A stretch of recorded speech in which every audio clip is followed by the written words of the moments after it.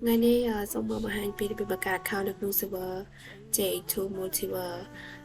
ជាដំបូងយើងចូលមកកាន់ website j2mu.com បន្តមកទៀតយើង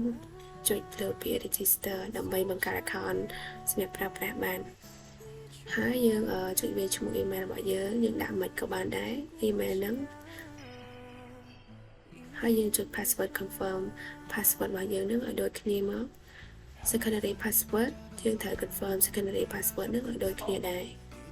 យើងដាក់ធ្វើម៉េចដើម្បីកុំឲ្យគេរាវរក account របស់យើងបាន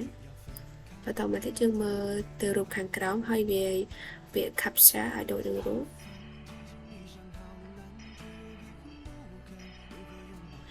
រួចយើងចុចលក្ខខណ្ឌហើយចុចប៊ូតុងថា register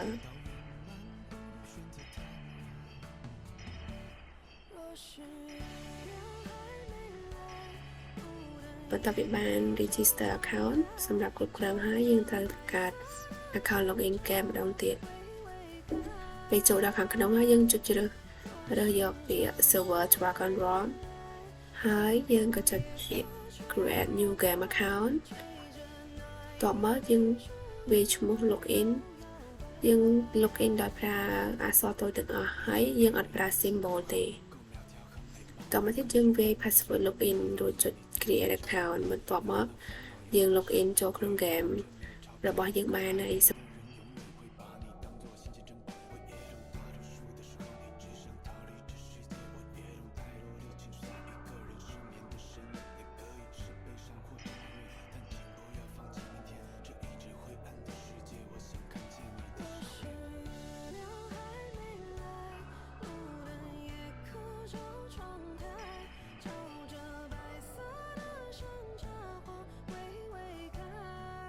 ម្រាប់ player ធម៌យើងអាច